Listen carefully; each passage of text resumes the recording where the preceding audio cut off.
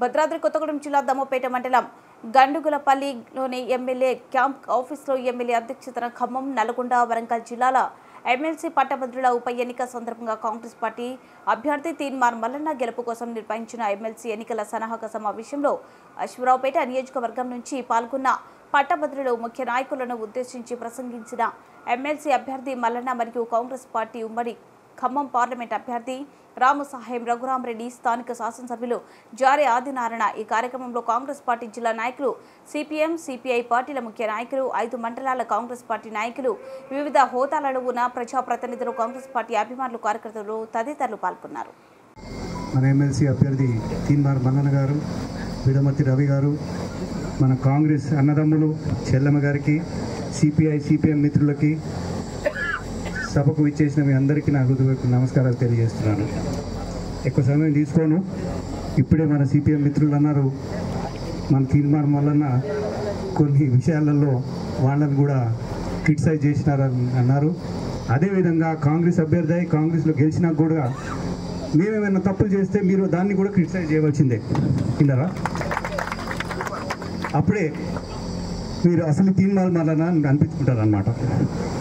3 అంశాలు చెప్తాను బీజేపీ గురించి. వాళ్ళు పవర్లోకి వచ్చినప్పుడు 2 కోట్ల ఉద్యోగాలు అన్నారు. 2 కోట్ల ఉద్యోగాలు కాదు కానీ 1 కోటి ఉద్యోగాలు తీసేశారు.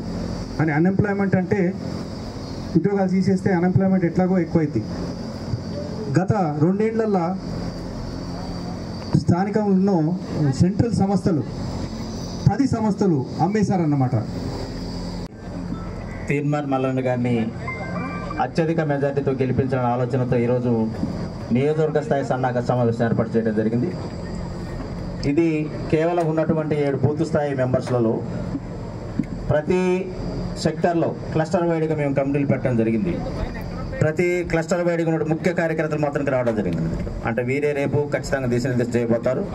అక్కడ ఉన్నటువంటి అభ్యర్థి ఎవరైతే ఉంటారో, పట్టభద్రులు ఎవరైతే ఉంటారో వాళ్ళని మోటివేట్ చేసే కార్యక్రమానికి వారికి మేము కంప్లీట్గా ఒక కమిటీ ఆర్గనైజ్ చేయడం జరిగింది. ఇప్పుడు వచ్చినటువంటి వారందరూ కూడా రేపు ఉన్నటువంటి 5,151 ఓట్లకి ప్రతినిధులు వీరంతా, ప్రతి గ్రామ స్థాయిలో పనిచేసే ప్రతినిధులు వీరంతా కూడా. కాబట్టి ఈరోజు సన్నాహక సమావేశంలో ముఖ్య ఉద్దేశం రేపు 27వ తారీఖు జరిగేటటువంటి ఎమ్మెల్సీ ఓటింగ్లో మనం అనుసరించాల్సిన విధానాలను వీరికి క్లుప్తంగా తెలియాల్సిన అవసరం ఉందన్న ఆలోచనతో మనం ఎవరైతే కీరోలుగా పనిచేస్తారో వీరి ద్వారానే రేపు ఓటర్ని ప్రభావితం చేసే అంశంలో చెప్పే ఆలోచన రీతిగా ఈరోజు వీరికి మోటివేషన్ కార్యక్రమంతో పాటు, ఎందుకంటే చాలామంది కొత్తగా అప్లై చేస్తున్నారు. ఓటింగ్ ఎలా వేయాలి, ఎలా ఓటు వేయాలనే ఆలోచనతో కూడా చాలామంది కొత్త అభ్యర్థులు వెయిట్ చేస్తూ ఉన్నారు. వారందరూ కూడా ఈరోజు ఇది దిశానిర్దేశం కేవలం ఎవరైతే ఓటర్ని ప్రభావితం చేసే ఆలోచనతో వారందరూ కూడా కమిటీగా ఏర్పాటు చేసి ఈరోజు ఇక్కడ రావడం జరిగింది. అదేవిధంగా మనం చూసాం ఎమ్మెల్యే ఎలక్షన్లో కూడా ఈ నియోజకవర్గం నుండి అత్యధిక భారీ మెజార్టీని అందించారు. అదేవిధంగా మొన్న జరిగినటువంటి పార్లమెంట్ ఎలక్షన్లో కూడా మనం అనుకున్న రీతి కంటే పెరిగి అత్యధిక భారీ మెజార్టీని అందించబోతాం. వారి మిమ్మల్ని కూడా అత్యధికంగా ఉన్నటువంటి 5,151 ఓట్లలో మిగతా వాళ్ళకంటే కూడా ఎక్కువ మెజార్టీని అందించడానికి మేము మీకు అందిస్తామని చెప్పేసి మీకు హామీ ఇస్తున్నాను. 5,151 దాంట్లో 75% మేము రప్పిస్తాం సార్. 75% రప్పిస్తాం. తిరుగుతలేరు, ఈడ ఏం లేదు, ఎందుకంటే చేతులు ఎత్తేసినట్టుగా అనిపిస్తూ ఉంది. ఇక్కడ 5,151 ఓట్లు. ఇటు టీఆర్ఎస్ లేదా, అటు బీజేపీ లేదా. 4,000 ఇస్తాంటాడు, ఇంకా 1,000 వాళ్ళకి ఇచ్చొస్తామన్నా ఒక అవకాశం ఉంది. కాబట్టి మ్యాక్సిమం ఓటర్లను పిలిపించుకునేటువంటి ప్రయత్నం చేయాల్సినటువంటి అవసరం ఉంది. మీరు గ్రామాల వారీగా, క్లస్టర్ల వారీగా 25 ఓట్లకు ఒక ఇన్ఛార్జ్ ఎవరైతే ఉన్నారో మీరు ఈ 25 ఓట్లలో ఫస్ట్ చేయాల్సినటువంటి కార్యక్రమం ఏంటంటే మనకు అనుకూలం ఎన్ని, వ్యతిరేకం ఎన్ని, న్యూట్రల్గా ఎంతమంది ఉన్నారు ఇది చూసుకోండి. ఇది చూసుకున్న తర్వాత ఈ అనుకూలంగా ఉన్నటువంటి వాళ్ళని పలకరిస్తూనే, న్యూట్రల్గా ఉన్న వాళ్ళని మన వైపు తిప్పుకుంటూనే, ఇక ఎవరన్నా ఒకటి అలా వ్యతిరేకంగా అట్లా ఉంటే వాళ్ళను కూడా మెప్పించి ఒప్పించి పూర్తి స్థాయిలో మనం ఓటు తీసుకునేటువంటి ప్రయత్నం చేయాలి. ఈ వ్యవహారాన్ని ఎప్పటికప్పుడు గ్రామాల వారికి కాబట్టి గ్రామ స్థాయిలో గ్రామ శాఖ అధ్యక్షుల వారు రివ్యూ చేయాల్సి ఉంటుంది. మండలంలో మండల శాఖ అధ్యక్షులు రివ్యూ కేవీ గారిని కూడా వేదిక మీద రావాల్సిందిగా కోరుతున్నాను. రండి సార్. మండల స్థాయిలో ప్రతిరోజు మండల శాఖ అధ్యక్షుడు ఆయా గ్రామాలతో మాట్లాడి రివ్యూ చేయాల్సి ఉంటుంది.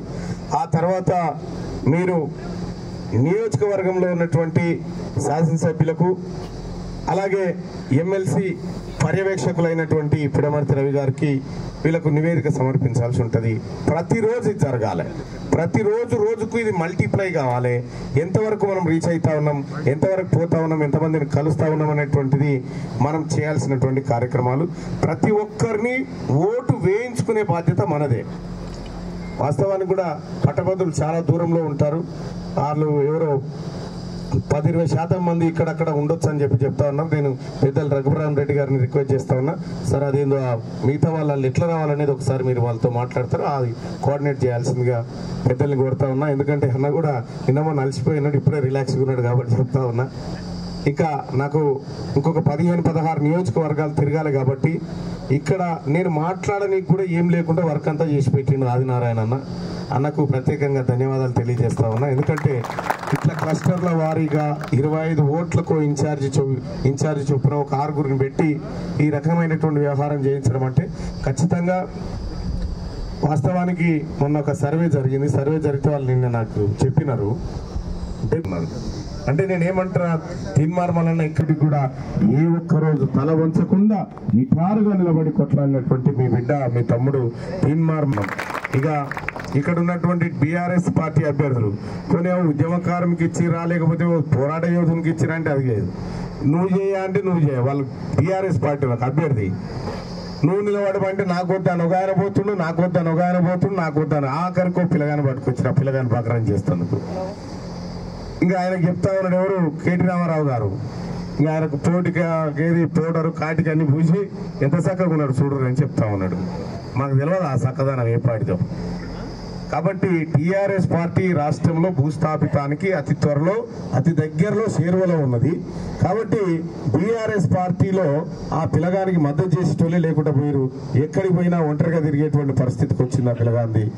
ఆ పిల్లగాన్ని ఆగం చేసేటట్టే కొడతా ఉంది.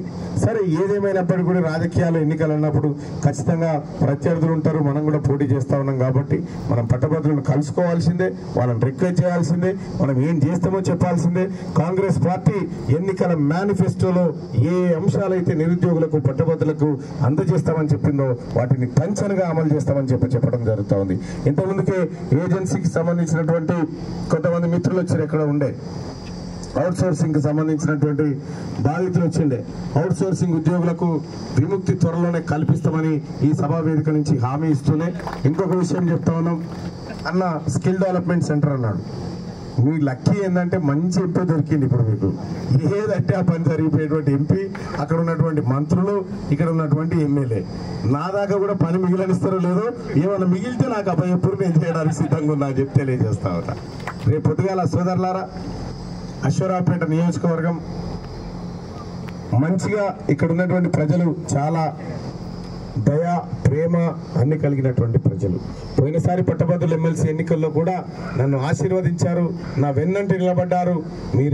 మీరు చేయబట్టుకనే ఆ పల్లా రాజేశ్వరరెడ్డి 100 కోట్ల రూపాయలు పెట్టినా నేను డబ్బు లేని వాడిగా పోరాడితే 1,50,000 ఓట్లు ఇచ్చినారు. మీరు నాకు కేవలం 6,000 ఓట్లతోనే ఓడిపోయారు.